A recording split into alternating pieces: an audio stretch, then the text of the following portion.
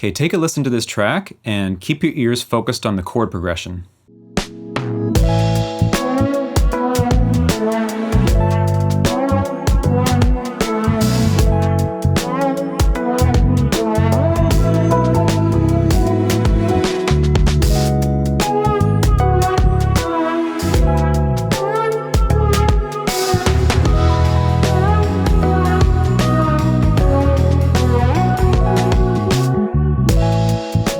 So I made that after listening to the harmony in this track.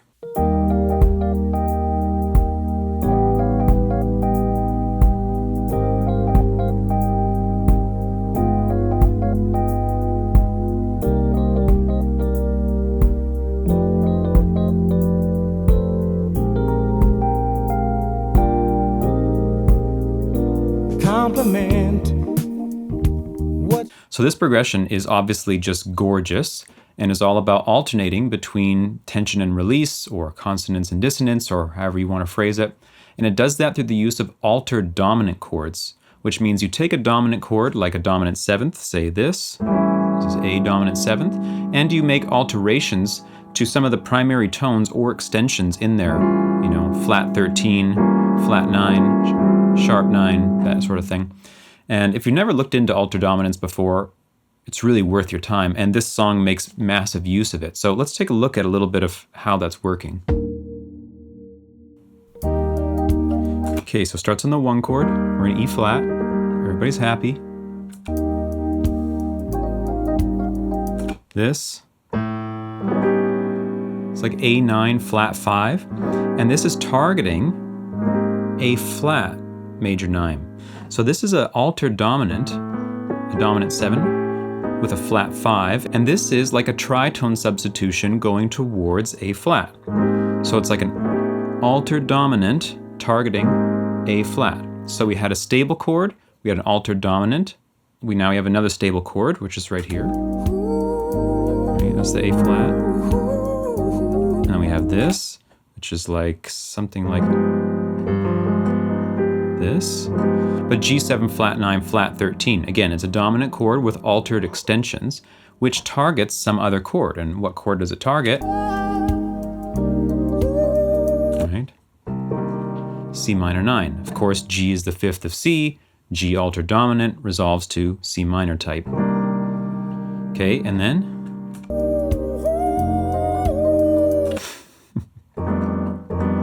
you know, what a sound, eh? You know, F13 sharp 11, and so altered dominant chord leading.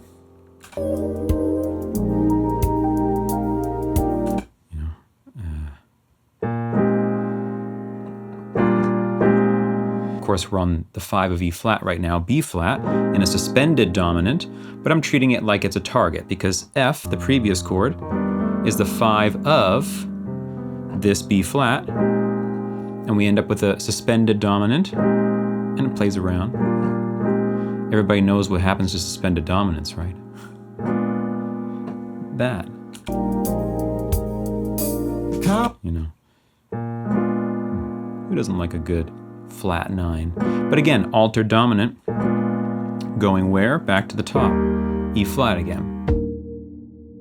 Okay, so what do I take away from this?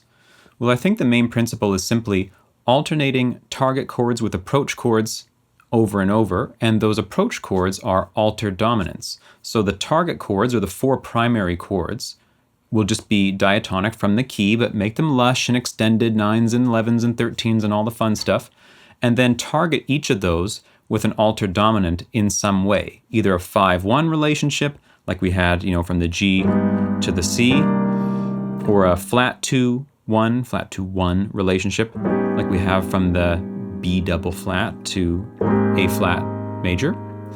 Or there's some other ways you could do it too. If you know about other types of dominant resolutions, deceptive dominant resolutions, you can actually make those work too. Just make sure that the dominants are altered, because that's where that like spine-tingling, kind of magical, mysterious sound is coming from. Now, if you're interested in knowing what the exact voicings are in this tune, I did transcribe them, and I put them on neon chords. You can find a link in the description of this video, And there you'll be able to see the chords synced with the audio in a YouTube video and get the exact voicings on the keyboard, as well as that harmonized little melody line on top. Right, that's there too. So check it out. I'd love to know what you think. So as I mentioned at the start of the video, I did make a little track based on this harmonic principle that I got from 100 Ways, because when you learn something, you gotta use it, right?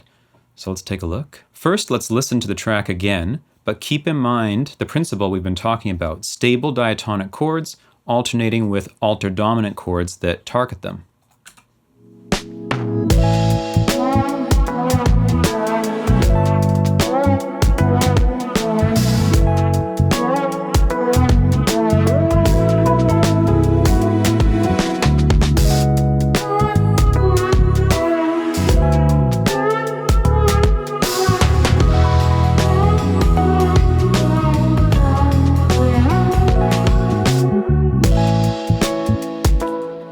Can you hear it, right? It has that same quality, but of course I've twisted it quite a bit here. This is a very different genre, and I'm in a different key. I'm not starting on the one chord. I'm using different techniques in the targeting, so let's break a little bit of that down so you can see what I did. Okay, so for this progression, we're in the key of E now, and I'm starting on the 4 chord, so that's the first little tweak. Starting with A major 9. Now I'm going to target the 2 chord, because that's the next stable chord. I'm on 4 and I'm going to 2, so I'm going to target that with G 13 sharp 11, and this is functioning as a tritone sub. So it's built 1/2 step above the target, which is F sharp, which is the 2 chord in this key, which is going to give me F sharp minor 11. And then this is now going to need to target the next stable chord, and the next stable chord is going to be C sharp minor.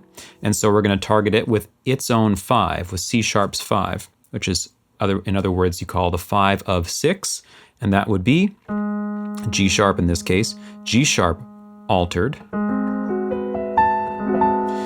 That moves to C sharp minor 11, which is the 6th chord in the key. Stable, pretty, diatonic. And then I need to approach the 1 chord, which is actually the last of the stable chords in my progression, not the first. And the 1 chord is E in this case.